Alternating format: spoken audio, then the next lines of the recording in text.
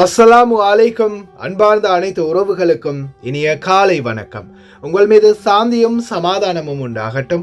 இன்றைய காலை பொழுது உங்கள் அனைவருக்கும் இனிய பொழுதாக அமைய எல்லாம் வல்ல இறைவனை பிரார்த்தித்தவனாக இன்றைக்கும் கோயத்துடைய பல முக்கியமான செய்திகளை பற்றி தான் பார்க்க போகிறோம்.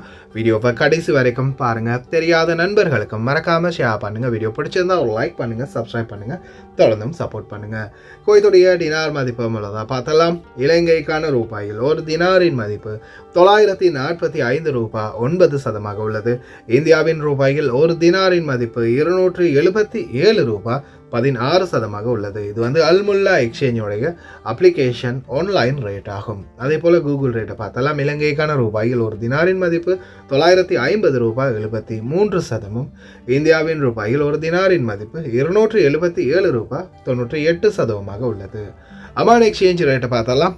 அமான் எக்ஸ்சேஞ்ச் இந்தியாவுக்கு 10,000 ரூபாய்க்கு உட்பட்ட பண பரிவர்த்தனைகளுக்கு 284 ரூபாய் வழங்குறாங்க. 50,000க்கு உட்பட்ட பரிவர்த்தனைகளுக்கு 278 ரூபாய் வழங்குறாங்க. அதே போல இலங்கைக்கு பார்த்தீங்கன்னா 30,000 ரூபாய்க்கு 966 ரூபாய் 12%, 20,000 ரூபாய்க்கு 990 ரூபாயும், 10,000 ரூபாய்க்கு உட்பட்ட பரிவர்த்தனைகளுக்கு 1,013 ரூபா 17% வழங்குறாங்க. அதாவது 1,013 ரூபா 17% வெறும் 10,000 ரூபாய்க்கு மட்டும்தான் வழங்குறாங்க. யாராவது எமர்ஜென்சியாக ஒரு 10,000 ரூபா யாருக்காவது போடணும், ஒரு 10 தினார் போடணும்னு நினைக்கிறீங்கன்னா அமான் எக்ஸ்சேஞ்சை ட்ரை பண்ணுங்கள். ஏன்னா உங்களுக்கு அந்த போடக்கூடிய காசு கொஞ்சம் எக்ஸ்ட்ராவாகவே போகும். அடுத்ததாக சஜில் எக்ஸ்சேஞ்சை பொறுத்தவரையில் இந்தியாவுக்கு 278 ரூபா 40% வழங்கியிருந்தாங்க 50,000 ரூபாய்க்கு உட்பட்ட பரிவர்த்தனைகளுக்கு. அதே போல் இலங்கைக்கான ரேட்டை பார்த்தாலும் 30,000 ரூபாய்க்கு 978 ரூபாய் 83% வழங்குறாங்க. அதே போல் 50,000 ரூபாய்க்கு 967 ரூபாய் 46% வழங்குறாங்க. 960 ரூபாய் 36% வழங்குறாங்க. 1,00,000 ரூபாய்க்கு உட்பட்ட பரிவர்த்தனைகளுக்கு, அதற்கு மேற்பட்ட பரிவர்த்தனைகளுக்கு நிச்சயமாக ரேட் அதை விட கம்மியாகும். மேலதிக தகவல்களை தெரிந்து கொள்ள அழைப்பு விடுக்கலாம். 97 23 54 61 என்ற வாட்ஸ்அப் இலக்கம் ஊடாக.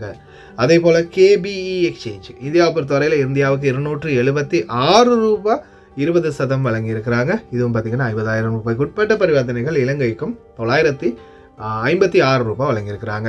அதே போல் UAE எக்ஸ்சேஞ்சை பொறுத்தவரையில் இலங்கைக்கு 1000 தினார் 500 தினார் 300 400 தினார் அனுப்புகிறவங்களுக்கு தான் பெஸ்ட்டான சான்ஸை வழங்குறாங்க. அதாவது நீங்கள் சாதாரணமாக ஒரு 500 தினார் அனுப்ப போகிறீங்கன்னா மற்ற எக்ஸ்சேஞ்சுகள்லையும் நீங்கள் விசாரித்து பாருங்கள். ஆனால் அதையும் விட ஒரு 5 ரூபாய் அதிகமாக தான் கொடுக்குறாங்க. UAE எக்ஸ்சேஞ்சில் அதிகமாக பணம் அனுப்பும்போது அதிகமான ரேட்டு கிடைக்குது. ஆனால் மற்ற எக்ஸ்சேஞ்சுகளை பொறுத்தவரையில் கம்மியாக அனுப்பும்போது தான் அதிகமான ரேட் கிடைக்கும். மக்கள் வங்கியை தவிர்த்து அனைத்து வங்கிகளுக்கும் இலங்கையர்களுக்கு இந்த வாய்ப்பு இருக்குது. ட்ரை பண்ணி பாருங்கள். கோயத்துடைய பல எக்ஸ்சேஞ்சுகள்லையுமே அக்கௌண்ட் நம்பரை மறைச்சிடுறாங்க. இதை பற்றியும் உங்களுக்கு தொடர்ந்துமே தெரிய தருது. நீங்கள் ஏதாவது ஒரு புதிய எக்ஸ்சேஞ்சுக்கு பழைய பற்றுச்சீட்டோட போகிறீங்களா இருந்தால் நிச்சயமாக அதில் அக்கௌண்ட் நம்பர் இருக்கா அப்படின்றத செக் பண்ணிக்கோங்க. அப்படி இல்லாத பட்சத்தில் எழுதிட்டு போனாலும் பிழை இல்லாத அக்கௌண்ட் நம்பர் எழுதிட்டு போங்க. ஏதாவது ஒரு நம்பர் பிழைத்தாலும் கூட உங்களுடைய பணம் நாட்டுக்கு போய் சேராது. அந்த பணத்தை திரும்ப பெறணுமா இருந்தாலும் ரொம்ப நாட்களாகும். மறுபடியும் கட்டணம் செலுத்த வரும். அதே போல் எக்ஸ்சேஞ்சுகள்லேயே சில நேரங்களில் பிழை விட்டுருவாங்க. அதால் எப்போவுமே வெளியாகிறதுக்கு முன்னாடியே பற்றுச்சீட்டில் எல்லா டீட்டெயில்ஸும் சரியாக இருக்கான்னு செக் பண்ணுங்கள். அதே மாதிரி அவங்க சொன்ன ரேட்டும் சரியாக விழுந்திருக்கான்றதையும் செக் பண்ணிக்கோங்க. யுனைடெட் கல்ஃப் எக்ஸ்சேஞ்ச் கார்பரேஷன் இந்தியாவுக்கு பணம் அனுப்ப 750 ஃபில்ஸும் இலங்கை பணம் அனுப்ப 1 தினாரும் கட்டணமாக அறவிடுறாங்க. அல்சாமில் எக்ஸ்சேஞ்ச் கார்பரேஷன் 1 தினார் மட்டுமே கட்டணமாக அறவிடுறாங்க. UJ எக்ஸ்சேஞ்ச் கார்பரேஷன் 1 தினார் மட்டுமே கட்டணமாக அறவிடுறாங்க. Kuwait Asian international exchange 750 fils மற்றும் 1 தினார் போன்ற கட்டணங்களும் அறவிடுறாங்க. குவைத்தில் Alnada, ARY, Aman exchange, UJ, Alsamil, Ansari exchange, Lulu exchange, Joyalukkas, KBE, UAE, Oman exchange, Bahrain exchange, BEC, world street exchange, Sajil exchange, Malik exchange, international exchange, Al Shaba exchange, இது போன்ற இன்னும் பல எக்ஸ்சேஞ்சுகள் இருக்குது. ஒவ்வொரு எக்ஸ்சேஞ்சுகளையும் ஒவ்வொரு விதமான கட்டணங்கள் அறவிடுறாங்க. குறிப்பாக ARY எக்ஸ்சேஞ்சை பொறுத்தவரையில் வெறும் 900 ஃபீல்ஸ் மட்டுமே தான் கட்டணமாக அறவிடுறாங்க. அதே போல் சஜில் எக்ஸ்சேஞ்ச், மலிக் எக்ஸ்சேஞ்ச், அல்சாமில் இது போன்ற எக்ஸ்சேஞ்சுகளில் 1 தினார் போன்ற கட்டணங்கள் அறவிடுறாங்க. குவைத்துடைய ஒவ்வொரு எக்ஸ்சேஞ்சுகளையும் ஒவ்வொரு விதமான கட்டணங்கள், ஒவ்வொரு விதமான ரேட்டும் வந்து வழங்குறாங்க. அதை பொறுத்த வரையில் இப்போ நான் 1013 அமான் எக்ஸ்சேஞ்சில் சொல்லியிருந்தேன். அது எவ்வளவுக்கு? வெறும் 10 தினாருக்கு மட்டும்தான். ஆனால் அதற்காக நீங்கள் 100 தினார் 1000 தினாருக்கெல்லாம் இதே ரேட்டு தான் வரும் அப்படின்னு நினைக்கக்கூடாது. அதே மாதிரி நீங்கள் பணத்தை அனுப்புறதுக்கு முன்னாடி எக்ஸ்சேஞ்சுகளில் முதலாவது விசாரித்து பாருங்கள், இதுக்கு எவ்வளவு ரேட்டு, எவ்வளவு கொடுப்பீங்க, எத்தனை தினார் நான் அனுப்ப போகிறேன் அப்படின்றத கேட்டு பார்த்துட்டு போடுங்க. அதே மாதிரி நல்ல எக்ஸ்சேஞ்சுகளில் கஷ்டப்பட்டு உழைக்கிற சம்பள பணத்தை அனுப்புங்க. பணிப்பெண்களுக்கும் இந்த வாய்ப்பை பெற்றுக் கொடுங்க ஓட்டுநர்களே. குவைத்துடைய தங்க விலையை பார்த்தலாம். 1 கிராம் 18 கேரட் தங்கத்தின் விலை 19 தினார் 815 ஃபில்ஸ். 1 கிராம் 21 கேரட் தங்கத்தின் விலை 23 தினார் 118 ஃபில்ஸ். 1 கிராம் 22 கேரட் தங்கத்தின் விலை 24 தினார் 227 ஃபில்ஸ். 1 கிராம் 24 கேரட் தூய தங்கத்தின் விலை 26 தினார் 420 ஃபில்ஸ். குவைத்துடைய தங்க விலையும் படிப்படியாக மேல் அதிகரித்து வர நிலையில் தான் இருக்குது. பார்க்கலாம் எதிர்வரும் நாட்களில் இனிமேலாவது கம்மியாகுமா அப்படின்னு. WHO world health organisation confirm பண்ணிட்டாங்க, கொரோனா பரவியது உறுதியாகி இருக்குது சைனாவில். அதே மாதிரி டாக்டர் அப்துல்லா அல் சனத் குவைத்துடைய ஊடக பேச்சாளரின் முக்கிய தகவல் இதோ, நேஷனாலிட்டி மறுபடியும் ரிவோக் செய்யப்பட்டது. உங்களுடைய சிவில் ஐடிகளை இனிமே தொடர்ந்து செக் பண்ணி பார்த்துக்கோங்க. சிவில் ஐடி மொபைல் ஐடி கார்டில் தான் இனி வரும் நாட்களில் கேன்சல் அப்டேட் செய்யப்படும். போலீஸ் அதிகாரியை சுட்டுவிட்டு தப்பியோடிய நபர். ஓட்டுநர்களுக்கும் இதில் ஆபத்து உள்ளது. எனக்கு மட்டும்தான் இன்டர்நெட்டு புட்டுக்குச்சா அப்படின்னு பார்த்தா மொத்த நாட்டுக்குமே புட்டுக்குச்சா. நேற்றைய தினம் வயர் கட் ஆகி இருக்குது. அதே போல் பயான் பகுதிகளில் அதிரடியான வேலை திட்டத்தை ஆரம்பிச்சிருக்கிறாங்க. கத்தா 9 தற்போது வேலைகள் ஆரம்பமாகி உள்ளது. பார்க்கலாம் அனைத்து தகவல்களை. KSA சவுதி அரேபியா தற்போது பல பகுதிகளிலையும் ஸ்னோஃபால் உடனடியாக ஸ்னோ வரக்கூடிய பகுதிகளாக மாறி வருது. சில பாலைவனங்கள், ஜோர்டான் உட்பட பல நாடுகளும் ஸ்னோவை வந்து அதிகமாகவே இப்போதைக்கு உள்வாங்கிட்டு இருக்குது. இனி வரும் நாட்களில் மழையுடன் கூடிய குளிர்காற்றும் வீசக்கூடும் அப்படின்னு வானிலை ஆய்வாளர் பெதர் அமீரா தெரிவிச்சிருக்கிறாரு. இதன் அடிப்படையில் பார்த்தீங்கன்னா இந்த ஒரு 26 நாளைக்கு தொடர்ந்தும் குளிருடைய காலநிலை இன்னும் வீரியமாக இருக்கும். அதே போல் இதில் வரும் புதன்கிழமையிலேருந்து வெள்ளிக்கிழமை வரைக்கும் லேசான மிதமான மலை தூறல்களுக்கு வாய்ப்பு இருக்குது அப்படின்னு தெரிவிச்சிருக்கிறாங்க. அதே போல் இனி வரும் நாட்களில் குளிருடைய தன்மை ரொம்ப அதிகமாகவே இருக்கும். ஏன்னா குறிப்பாகவே ஜோர்டான் மற்றும் சவுதி அரேபியாவிலையும் பனி, அதாவது ஸ்னோஃபால் விழ ஆரம்பிச்சிருக்குது. ஜோர்டான்லாம் ரொம்ப அதிகமாகவே இருக்குது. அதே மாதிரி தான் இப்போ பாகிஸ்தான், ஆப்கானிஸ்தானில் கூட ஸ்னோ விழ ஆரம்பிச்சிருந்துச்சு. சுற்றி வர இப்படி ஸ்னோ இருக்கிறதால குளிருடைய தாக்கம் இனி வரும் நாட்களில் ரொம்ப அதிகமாக இருக்கும். தயாராக இருங்க. والشتاء موسم استقرار جوي لأن المسيطرة هي الرياح الشمالية، وبالتالي تكون الأمطار ضعيفة والمنخفضات الجوية ضعيفة، فمتوقعين إن شاء الله أن نشهد رشات أمطار خفيفة منتصف هذا الأسبوع، وتعود البرودة الشديدة من يوم الأربعاء إلى الخميس القادم، وانخفاض ملحوظ في درجات الحرارة مع اقترابنا من موسم الشبط ونهاية المربعانية خلال الأيام القادمة منتصف يناير. راح نشهد أجواء باردة جدا والله أعلم. قبل شركة السمنت الشمالية برد عبي السمنت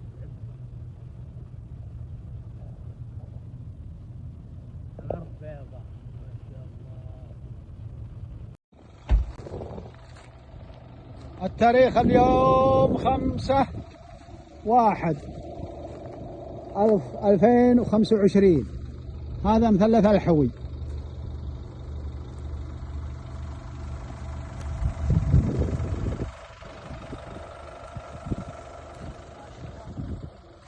أكثر من نص متر ما شاء الله ما شاء الله تبارك الله. يلا يا درايفر ابو مهند. لا لا لا صدام لا لا صدام. يا سلام. ايوه عود الحركه هذه ابو مهند. ابو مهند دقيقه ابو مهند انت دقيقه. لا ارجع ارجع ابو مهند. ما شاء الله تبارك الله. اخربه وترك شوف ما شاء الله. بس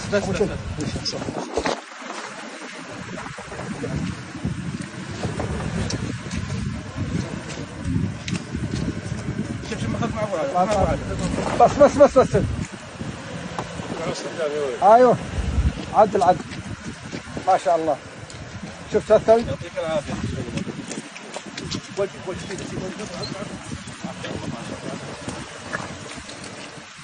الآن طلعنا السيارة من الثلج. ما شاء الله. ما شاء الله تبارك الرحمن. صلاة النبي. يلا حييك والله حي الشباب. شكرا على الضيافه يا اخي. الله حييك. يلا على كواخ على كواخ. يلا. இன்னொரு மிக முக்கியமான தகவல், இந்தோனேஷியாவில் மிகவும் சுறுசுறுப்பான எரிமலை மீண்டும் வெடித்து வருகின்றது. 2910 மீட்டர் உயரத்தில் உள்ள எரிமலை அந்த நாட்டிலேயே மிக உயரமான எரிமலை ஆகும். 2010 இதன் வெடிப்பால் 300 பேர் கொல்லப்பட்டனர். 1930 இதன் மோசமான வெடிப்பால் 1300 பேர் கொல்லப்பட்டதாகவும் தெரிவிக்கப்பட்டுள்ளது.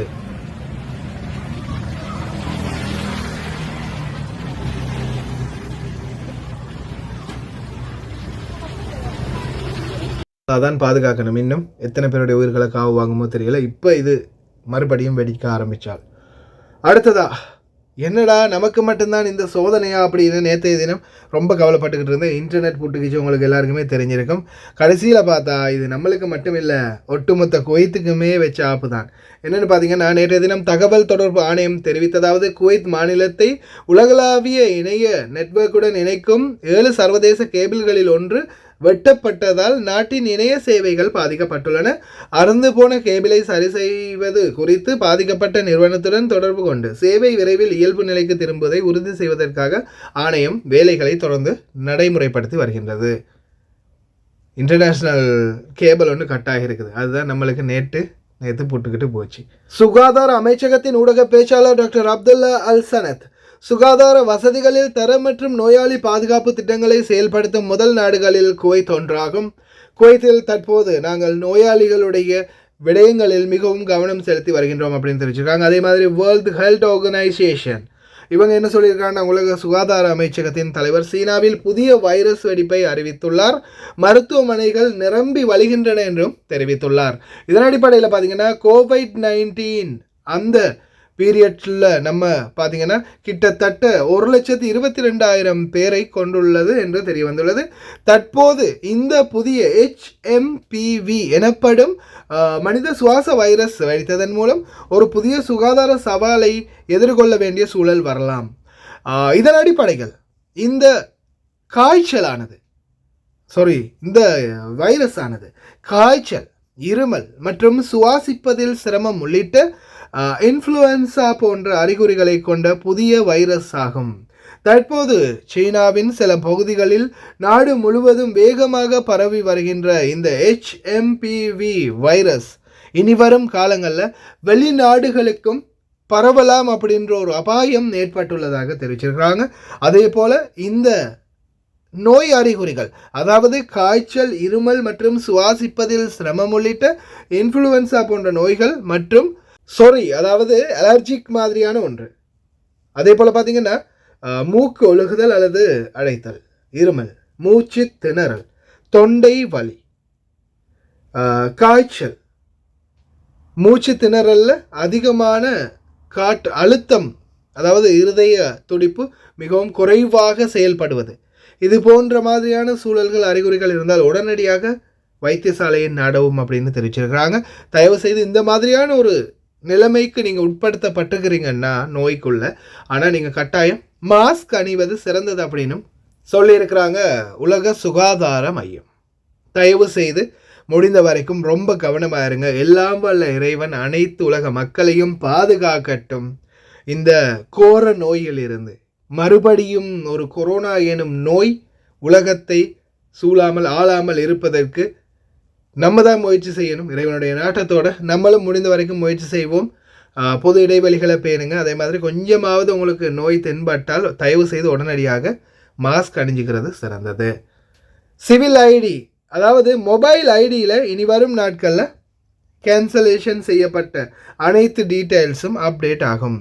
அதே போல் குவைத்திகளுடைய வெளிநாட்டு மனைவிகளுக்கு விண்ணப்பத்தை செயல்படுத்தும் திட்டத்தை ஆரம்பிச்சிருக்காங்க. அவங்க நேரடியாக செல்லாமல் இனி வரும் நாட்களில் சிவில் அடையாள அட்டையில் இந்த மாத இறுதியில் வழங்கப்படும் அப்படின்னு தெரிவிச்சிருக்காங்க அவங்களுடைய மோர் டீட்டெயில்ஸ். அதே போல் குவைத்துடைய உள்துறை அமைச்சர் ஷேக் ஃபஹத் யூசுப் சவுத் அல் சபாஹ் சட்டப்பிரிவு 8 குடியுரிமை பலன்களை மீண்டும் தொடங்குதல் அப்படின்னு தெரிவிச்சிருக்கிறார். அதே மாதிரி யார் யார் ஊழல் மூலமோ அல்லது தவறான முறைகளை பயன்படுத்தியோ பணத்தை கொடுத்தோ குடியுரிமைகளை பெற்று இருந்தார்கள் என்றால் அது யாராக இருந்தாலும் அவர்களுடைய குடியுரிமை உடனடியாக பறிக்கப்படும் அப்படின்னு தெரிவிச்சிருக்காங்க. அதுலேயும் குறிப்பாக பார்த்தீங்கன்னா முக்கியமான ஒரு விடயம் இக்காமா கேன்சல் ஆகிறது. அவங்களுடைய சிவில் ஐடி கேன்சல் ஆகும்போது அவங்களுக்கு சம்மந்தப்பட்ட பேங்க் அக்கௌண்ட், அவங்களுடைய எல்லா டீட்டெயில்ஸ், அதே போல் அவங்களுடைய தொழிலாளர்களுக்கான சலுகைகள் மற்றும் தொழிலாளர்களுக்கான சிவில் ஐடி இது அனைத்துமே கேன்சல் செய்யப்படும் அப்படின்னு தெரிவிச்சிருக்காங்க. அப்படி கேன்சல் ஆகிறது என்ன ஆகும்னு பார்த்தீங்கன்னா, அந்த கேன்சல் ஆகிடுச்சுன்னா அது வந்து இனி வரும் காலங்களில் உங்களுடைய மொபைல் ஐடியில் வந்து அப்டேட் ஆகிரும் அப்படின்னு சொல்கிறாங்க. அதாவது மொபைல் ஐடி வந்து கேன்சல்டு அப்படின்றது காட்டப்படும். ஒருவேளை மொபைல் ஐடி கேன்சல்டு அப்படின்னு காட்டுற மாதிரி ஒரு லோகோவோட வந்துச்சுன்னா ரொம்ப நல்லாயிருக்கும். இந்த மாத இறுதிக்குள்ளே, இனி வரும் நாட்களில் இதை வந்து செயல்படுத்தி இந்த மாத இறுதிக்குள்ளே ஒஃபிஷியலாக அனௌன்ஸ்மெண்ட் பண்ணிடுவாங்க அப்படின்னு தெரிவிச்சிருக்கிறாங்க. அதாவது உத்தியோகபூர்வ தகவலை வெளியிட்டுருவாங்களாம். அப்படி இதை வெளியிட்டுட்டாங்கன்னா அதுக்கு பிறகு நீங்கள் உங்களுடைய மொபைல் ஐடியை செக் பண்ணிக்கொள்ளலாம். இதில் ஏதாவது மோர் டீட்டெயில்ஸ், அதாவது உங்களுடைய கஃபீலுடைய அக்காமா கேன்சல் ஆகிவிட்டதா, உங்களுக்கும் அக்காமா கேன்சல் ஆகிவிட்டதா அப்படின்றத நீங்கள் தாராளமாக மொபைல் ஐடியிலே பார்த்துக்கொள்ளலாம். அதுக்கு பிறகு நீங்கள் உங்களுக்கு எடுக்க வேண்டிய நடவடிக்கைகளையும் எடுக்கலாம். வெளியில் காசு கொடுத்து அக்காமா அடிக்கிறவங்க தயவு செய்து இனியாவது கொஞ்சம் சிந்திச்சு செயல்படுங்க. அதே மாதிரி அக்காமா அடிச்சிருக்கிற ஒவ்வொருவரும் எப்படியாவது மொபைல் ஐடி ஓன் பண்ணிக்கோங்க. ஃபோனில் மொபைல் ஐடி ஓன் பண்ணினீங்கன்னா தான் இதுக்கு பிறகு உங்களுடைய ஐடி கேன்சலாக இல்லை இன்னும் உயிரோடு இருக்கான்றது தெரிய வரும். இது பார்த்திங்கன்னா ஒரு முக்கியமான ஒரு தகவல். ஒரு குவைத்தி குடிமகன், அதாவது இளைஞர் ஒருவர் மதுபான போட்டல், சாராய போட்டலுடன் நேற்றைய தினம் பிடிபட்டிருக்கிறாரு. இதில் இந்த தகவலை நான் வாசிச்சுக்கிறேன். சல்வாவில் இருந்து அல் ஜுலேயா வரை நீடித்து துரத்தலை தொடர்ந்து ஆயுதமேந்தி ஒரு நபரை பாதுகாப்பு படையினர் கைது செய்தனர். மேலும் அவர் அபல் ஹசைனியா பகுதிகளில் பாதுகாப்பு படையினரால் கைது செய்யப்பட்டார். துப்பாக்கிதாரி 2 ரோந்து கார்கள் மீது மோதியது, அதில் ஒன்றை சேதப்படுத்தியதும், மேலும் ஹவாலி எமர்ஜென்சியில் இருந்து 2 பாதுகாப்பு வீரர்கள் காயமடைந்தனர் என்பதும் தெரிய வந்துள்ளது. அவரிடமிருந்து துப்பாக்கியும் மது பாட்டில் ஒன்றும் கைப்பற்றப்பட்டு அவர் பொது வழக்கறிஞருக்கு பரிந்துரைக்கப்பட்டிருக்கின்றார். தடவியல் சான்றுகள் மூலம் விசாரிக்கப்படும் போதைப் பொருட்கள் மற்றும் சாத்தியமான போதைப்பொருள் காரணமாக நபர் தனது செயல்களில் கட்டுப்பாட்டை இழந்தார் என்று ஆரம்ப விசாரணைகளில் தெரிய வந்துள்ளது. சிகிச்சைக்கு பிறகு அவர் உடனடியாக தடுப்பு காவலில் வைக்கப்படுவார் அப்படின்னு தெரிவிச்சிருக்கிறாங்க. அதே மாதிரி தான் இப்போ ரீசெண்டாக எனக்கு ஒரு சகோதரர் சொல்லியிருந்தார், வாகன பார்க்கிங்கில், பேஸ்மெண்ட் பார்க்கிங்கில், இப்போ அவென்யூஸ் மற்ற 360 இந்த மாதிரி சில வாகன பார்க்கின்களில் போய் இவங்க வாகனத்தை நிறுத்தி நிற்கும்போது சில குவைத்தி பசங்க வண்டிக்குள்ளே வந்து திடீர்னு ஏறிடுறாங்க. சிலர் வந்து வண்டி எடுத்துகிட்டு போகிறதுக்கு முயற்சி பண்ணுறாங்க. இந்த மாதிரி ஒரு தகவல் எனக்கு சொல்லியிருந்தார். இப்போ நீங்கள் வண்டியோட பேஸ்மெண்ட்டில் பார்க்கிங்கில் எங்கேயோ வண்டியோடு நிற்கிறீங்க. நிற்கும்போது நான் முன்னாடியிலேருந்தே தெரிவித்தது தான், ஸ்டார்ட்லேயோ அல்லது வண்டிக்குள்ளே சாவியோ நீங்கள் எப்போவுமே வைக்காதீங்க. அப்படி ஒரு வேளை வச்சிட்டிங்கன்னா, ஒரு வேளை நீங்கள் ஒரு சிகரெட் அடிக்கிறதுக்கோ இல்லை வெளியில் எங்கேயாவது நீங்கள் தள்ளி கொஞ்சம் பக்கத்தில் போய் நிற்கும்போது திடீர்னு உங்கள் வண்டிக்குள்ளே ஏறி வண்டி எடுத்துகிட்டு போகிறதுக்கு வாய்ப்பு இருக்குது. தயவு செய்து ரொம்ப கவனம் ஓட்டுநர்களே.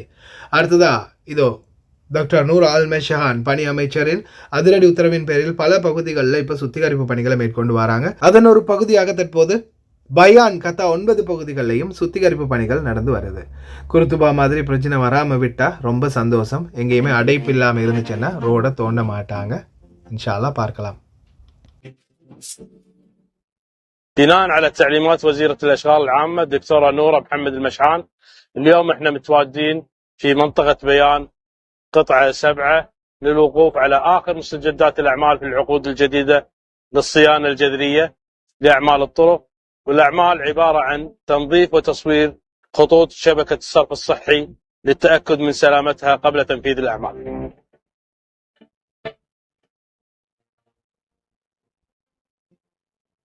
والحين احنا متواجدين في قطعة 8 والأعمال الجاري تنفيذها عبارة عن تنظيف وتصوير خطوط الأمطار للتأكد من سلامتها قبل تنفيذ الأعمال. نرجو من أهالي المنطقة أن يطولون بالهم علينا ويتعاونون معنا لإنجاز الأعمال على أكمل وجه وفي وقتها المحدد. சில இடங்களில் இந்த பிளாக் இருந்ததால் இப்போ நீங்கள் பார்த்துருப்பீங்க குருத்துபா பகுதிகளுக்கு போயிருந்தாலோ அல்லது குருத்துபா பகுதிகளில் இருக்கிறவங்களுக்கே தெரிஞ்சிருக்கும். சில இடங்களில் அந்த யோர்மோக் பகுதிகளில் கூட பிளாக் இருந்ததால் கான்களில் உடனடியாக அந்த வடிகான்களை ஃபுல்லாகவே உடைச்சி ரோடெல்லாம் ஃபுல்லாகவே டேமேஜ் பண்ணிட்டாங்க. வீடுகளுக்கு முன்னால் இருந்த பார்க்கின்கள்லாம் உடைச்சாங்க. அப்படி உடைஞ்சதால் நிறைய பேருக்கு வந்து மிகப்பெரிய ஒரு தலைவலி ஆயிடுச்சு. வீடுகளில் வேலை செய்யக்கூடிய தொழிலாளர்கள், குறிப்பாக பணிப்பெண்களுக்கெல்லாம் வீடு டெய்லி சுத்தம் பண்ணணும். ஓட்டுநர்களெல்லாம் டெய்லி அந்த ஹவுஸை சுத்தம் பண்ணுறதே வேலையாக போச்சு. ஏன்னா மணல் நிறைஞ்சு கொண்டே இருக்கும். வாகனங்கள் எதுவுமே நிறுத்த முடியாது. அங்கங்கே கொண்டு போய் வாகனம் நிறுத்த வேண்டி வரும். ஒவ்வொருத்தருக்கும் வாகனத்தை கொண்டு வந்து திருப்பி எடுத்து கொடுக்க வேண்டி வரும். ஓட்டுநர்களுக்கு மிகப்பெரிய ஒரு தலைவலியாக மாறிச்சு. அதே மாதிரி சில நேரங்களில் மழை பெய்தாலோ அல்லது கொஞ்சம் லைட்டாக முன்னாடி தண்ணீர் இருந்தாலோ சேறு சகதியோடையே அப்படியே வீட்டுக்குள்ளே வந்துடுவாங்க. பணிப்பெண்கள்லாம் ரொம்ப அவதிப்பட்டாங்க யோர்மோக் இந்த குருத்துபா பகுதிகள் எல்லாம். இன்ஷா அல்லாஹ் எதிர்வரும் நாட்களில் இந்த மாதிரியான நிலைமை பயான் பகுதிகளில் இருக்கிற மக்களுக்கும் வரக்கூடாது அப்படின்னு பிரார்த்திக்கின்றேன். அதே போல் தயவு செய்து ரொம்ப கவனமாக இருங்க. இனி வரும் நாட்களில் கொஞ்சம் கொரோனா விஷயத்தையும் கவனத்தில் எடுத்துக்கோங்க. அதே மாதிரி வெளியில் அக்காமல் அடிக்கிறவங்க ரெடியாக இருங்க. சிவில் ஐடியை எனி டைம் மொபைல் ஐடியை செக் பண்ணி பார்க்குறது உங்களுடைய பாதுகாப்புக்காகவே. கடைசி வரைக்கும் பார்த்து எல்லாருக்குமே ரொம்ப நன்றி. தெரியாத நண்பர்களுக்கும் ஷேர் பண்ணுங்கள். வீடியோ பிடிச்சிருந்தால் லைக் பண்ணுங்கள், சப்ஸ்கிரைப் பண்ணுங்கள்.